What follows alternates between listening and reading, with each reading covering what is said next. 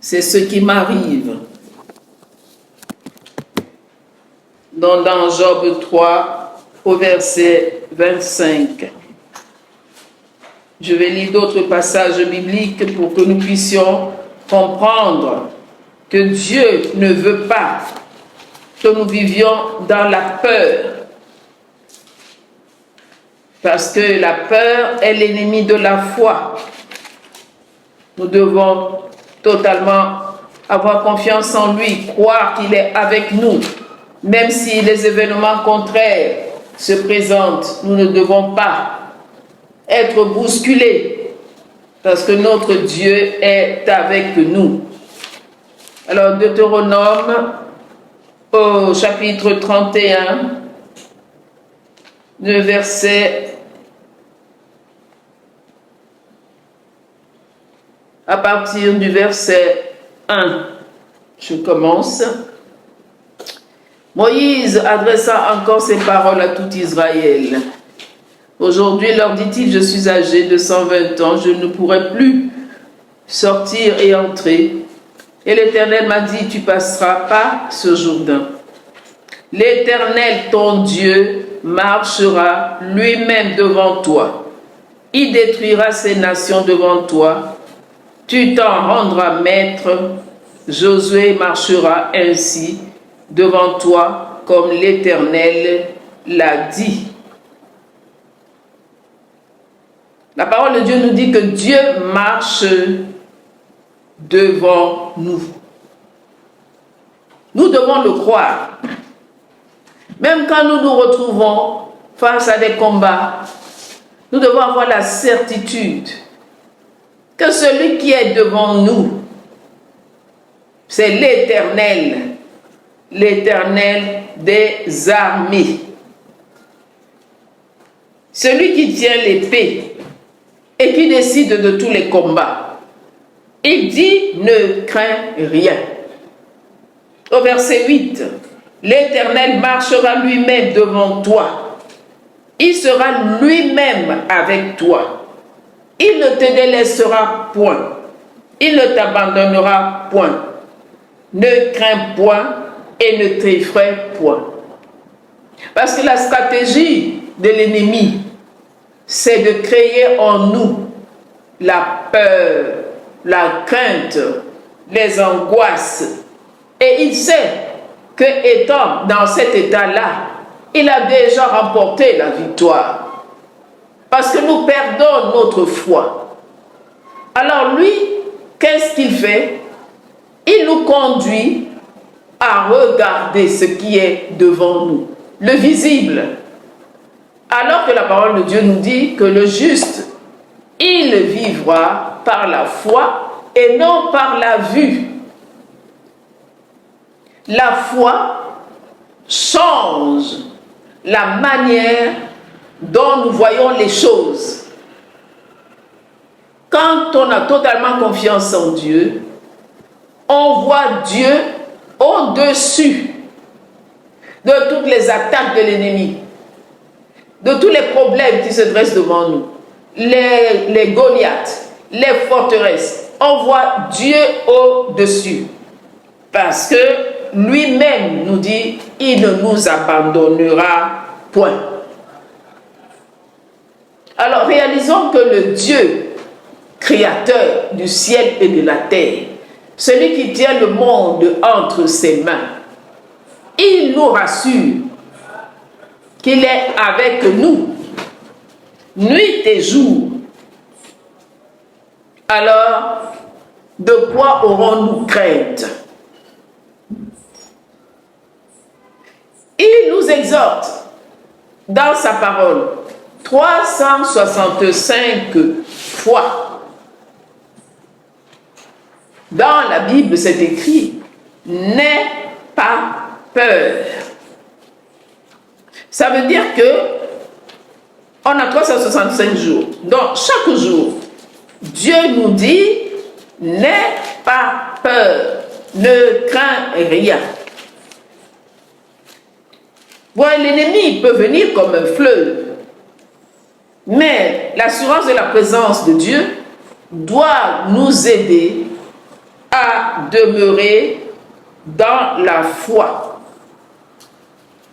Ça ne veut pas dire que la situation n'existe pas. Mais celui qui est au-dessus de la situation nous dit, sois en paix. Loue, adore, pose des cris de joie, des chants d'allégresse, parce que je suis avec toi. Tu n'as rien à craindre. Ésaïe 41, le verset 10 au verset 13. Ne crains rien, car je suis avec toi. Ne promène pas des regards inquiets, car je suis ton Dieu. Je te fortifie, je viens à ton secours. Je te soutiens de ma droite triomphante. Voici, ils seront confondus, ils seront couverts de honte, tous ceux qui sont irrités contre toi. Ils seront réduits à rien, ils périront, ceux qui disputent contre toi.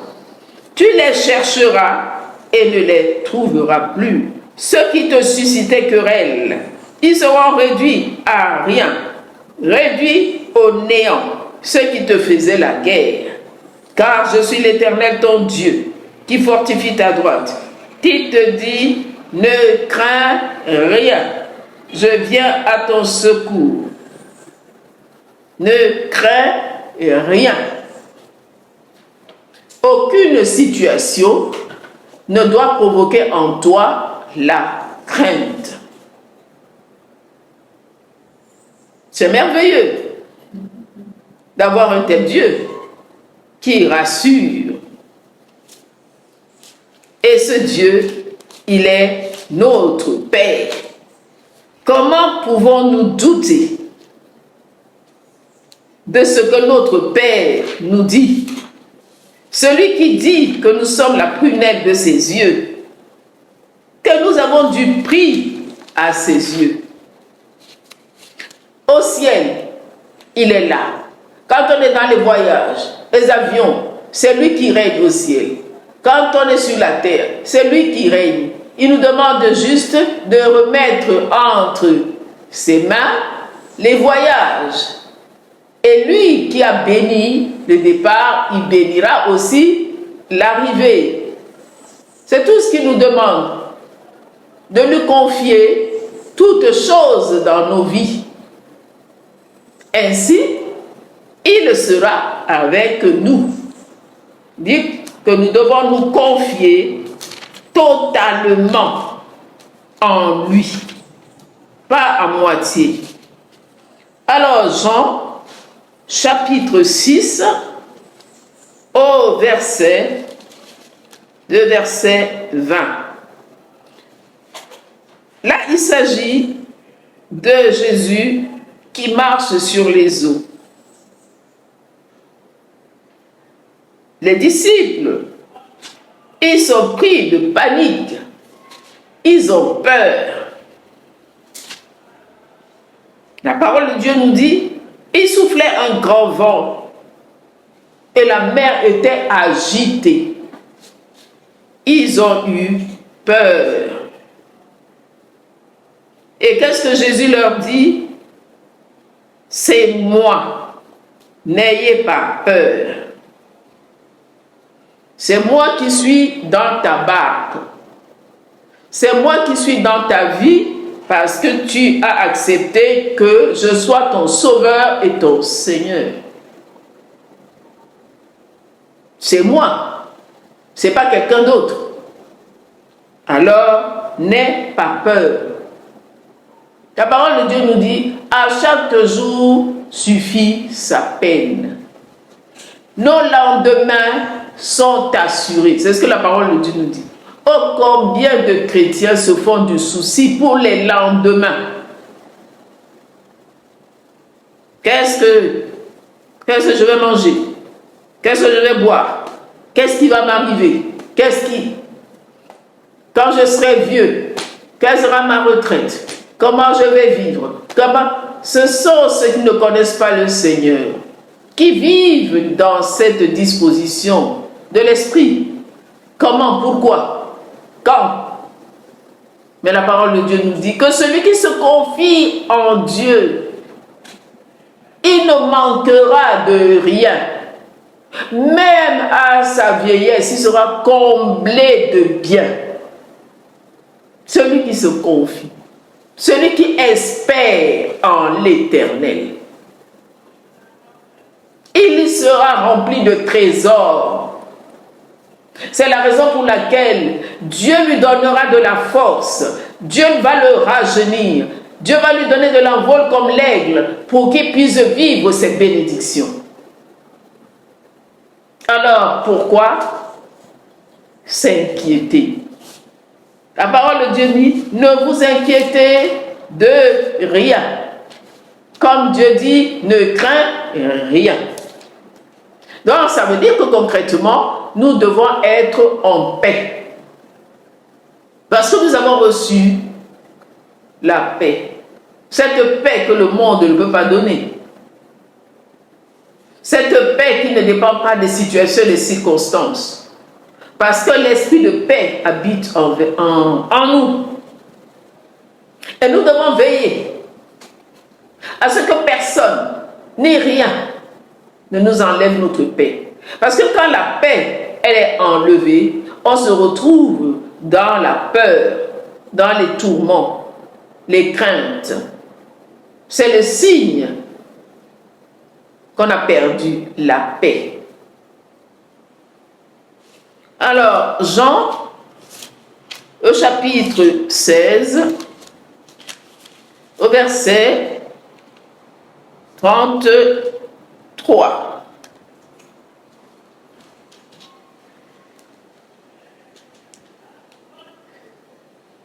Voici l'heure vient, et elle est déjà venue, où vous serez dispersés chacun de son côté. Jésus était en train de parler de la persécution, où vous me laisserez seul.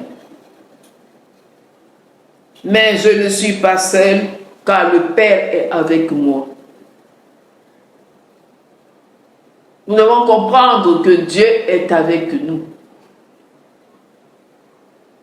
Il n'est pas le Fils de l'homme pour mentir. Ce que sa bouche dit, sa main l'accomplit. C'est Dieu qui dit. Donc je ne peux pas douter. Je peux douter de la parole d'un homme, mais pas celle de Dieu. Au verset 33, « Je vous dis ces choses afin que vous ayez la paix en moi. Vous aurez des tribulations dans le monde, mais prenez courage, j'ai vaincu le monde. » Bien-aimés, regardez toutes les tribulations. Depuis le mois de janvier jusqu'à ce jour, si chacun se mettait à raconter les tribulations qu'il a traversées, mais Jésus dit, c'est normal. Les tribulations sont normales dans la vie d'un chrétien. Les épreuves sont normales. Mais nous devons avoir une attitude face aux tribulations. Premièrement, le courage. Pourquoi être courageux? C'est parce que nous croyons que Christ a vaincu. Il a vaincu tous les systèmes du monde. Tout ce que nous voyons dans le monde, Christ l'a déjà vaincu. Alors Christ en nous, nous devons prendre courage. Dieu avait dit à Josué, quand il a fallu qu'il prenne la relève de Moïse, la tâche était tellement grande. Comme je dis, remplacer un tel leader, Moïse, Dieu savait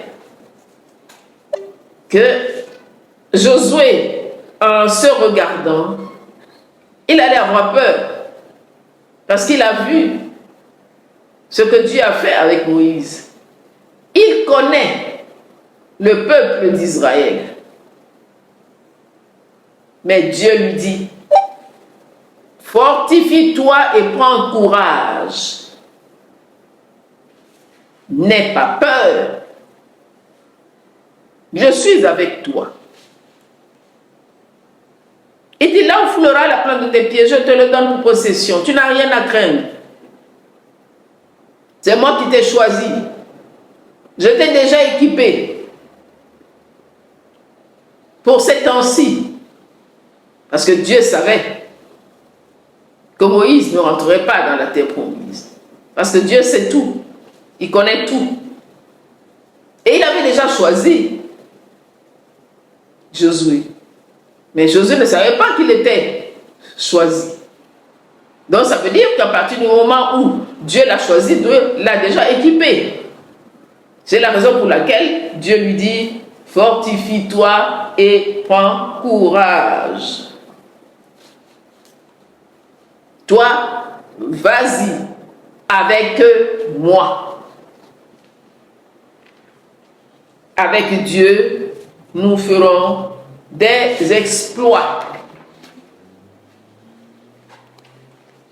Alors, j'ai commencé par Job. Job au chapitre 3. Nous connaissons tous l'histoire de Job. Cet homme intègre qui a tout perdu. Il n'avait pas commis de péché. Mais comme j'ai dit, les épreuves font partie. Donc Job devait passer par des épreuves. Et Dieu, bien-aimé, ne te fera pas passer par des épreuves que tu ne peux pas supporter. Parce que Dieu est un doseur d'épreuves. Il n'envoie pas les épreuves pour que tu sois écrasé. Parce que lui-même, il dit que quand il te regarde, tu ne peux plus. Mais il te délivre. Chacun a sa dose d'épreuve qui lui correspond. Mais nous, chrétiens, c'est comme si nous étions les seuls à avoir des épreuves. Oh mon frère, oh ma soeur, toi tu ne connais pas, tu ne sais pas. Si c'était toi, mais ça ne peut pas être lui. Ça ne peut pas être lui. Ton épreuve, mais c'est la tienne. Moi, j'ai la mienne. Et devant ton épreuve, tu dois garder la foi, tu dois être calme, tu dois faire totalement confiance en Dieu, tu dois accepter de recevoir chaque jour une leçon de ton épreuve, tu dois être patient. Et quand l'épreuve aura accompli ce pourquoi elle a été envoyée, ben tu sortiras de l'épreuve, ce sera terminé. Tu ne seras plus le même. Et tu iras témoigner aux autres, les soutenir.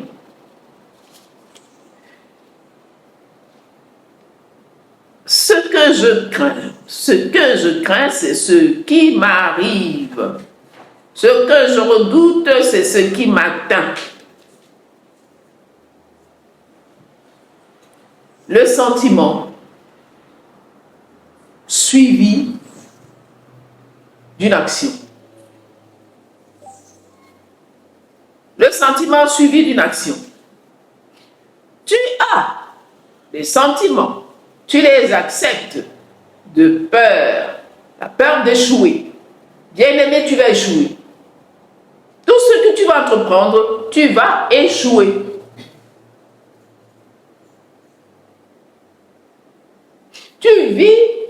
avec la peur de mourir, d'une manière, tout le temps, mais bien aimé, mais tu vas mourir. Tu vas mourir.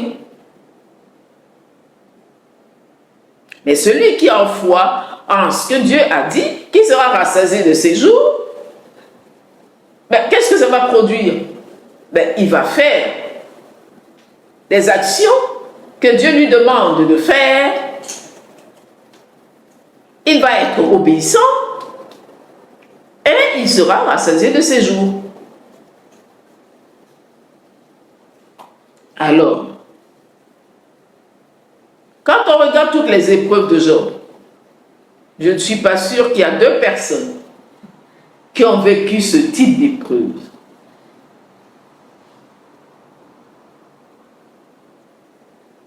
Le chapitre 3, ce sont les plaintes de Job, dont Job, il s'est plaint aussi, parce qu'il était dépassé.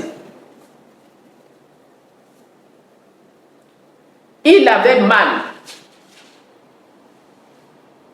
Il a tout perdu. La femme qui devait être là, au moins pour l'encourager, elle aussi, l'a abandonné. Voulant même le pousser à douter de la présence de Dieu dans l'épreuve où il était. Alors les amis, n'en parlons pas. Il devait avoir très très mal, Job. Mais la parole de Dieu nous dit qu'il n'a pas péché. Il nous parle de crainte. Il s'est aperçu qu'il y a un lien entre ce que nous ressentons et ce que nous vivons concrètement. Si tu as peur de manquer d'argent, parce qu'il y a des chrétiens qui sont comme ça, ils ont peur de manquer d'argent. Ils sont toujours en train de compter leurs centimes, tout le temps, en train d'écrire. Ils vivent avec cette crainte. Des bien-aimés, tu vas manquer d'argent, tu vas manquer. Pourquoi? Parce que tu n'as pas confiance au fait que Dieu est capable de pourvoir à tous tes besoins.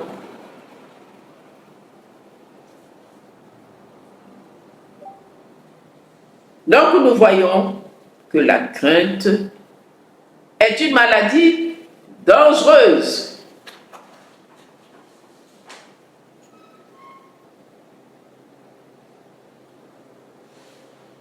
Donc, nous voyons que tout part de nous. Tout part de nous, de l'état de notre âme. La certitude que Dieu nous aime. Il y a des chrétiens qui n'ont pas cette certitude-là. Que Dieu les aime. Parce qu'il est leur Père. Ils pensent que c'est quand ils font quelque chose de bien que Dieu les aime. Quand ils pêchent, Dieu ne les aime plus. Ils ont même peur d'approcher Dieu.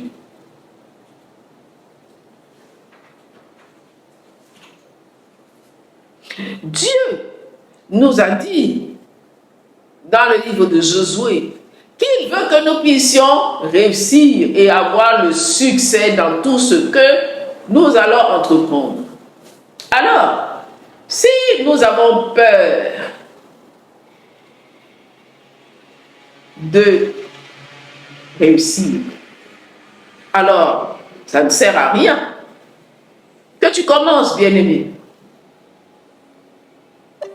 Avant de commencer, rassure-toi de l'état de ton âme. Parce que sinon, tu ne gagneras rien du tout. Tu vas échouer. Tu vas même dépenser ton argent pour rien dans l'investissement. Mais si tu crois qu'avec Dieu, tu peux faire des exploits, et que cette foi est permanente, et que Dieu veut que tu réussisses, Premièrement, pour lui, il faut que tu le saches. Parce que Dieu a besoin de ton argent.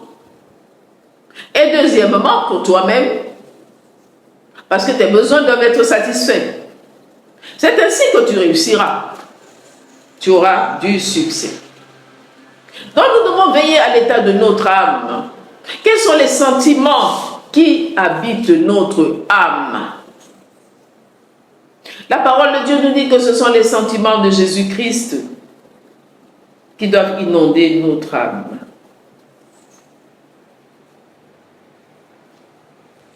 Deuxièmement, nous devons croire que Dieu est avec nous. Dieu est avec moi. Il y a des chrétiens, quand ils voient le contraire, Dieu n'est plus avec eux. Alors que la parole de Dieu nous dit que tout concourt au bien de ceux qui aiment Dieu. Est-ce que Dieu disparaît? Dieu ne disparaît pas. Il est toujours présent. Ce n'est pas parce que nous voyons le contraire que Dieu est mort. Non, il est assis sur son trône. Et tant que Dieu est assis sur ton trône, il te dit qu'avec lui tu feras des exploits. Ne crains rien. Toi, marche dans l'obéissance. C'est tout ce qu'il te demande. Troisièmement, nous devons rester attachés à Dieu. Qu'est-ce que ça veut dire rester attaché à Dieu? Ça veut dire garder les yeux fixés vers Dieu. Celui qui rend tout possible. La parole de Dieu nous dit que quand je regarde vers les montagnes, d'où me viendra le secours me vient de l'Éternel. Donc ça veut dire que nous devons toujours avoir nos yeux fixés vers Dieu. Parce que celui qui est assis sur son trône, c'est lui qui est le maître de toutes choses.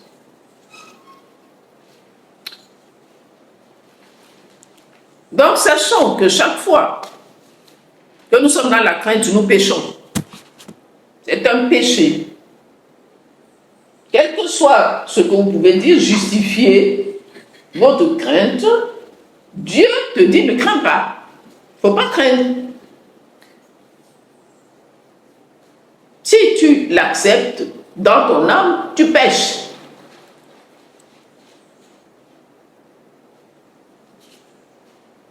Que Dieu nous aide, afin que nous ne soyons plus des craintifs. Amen.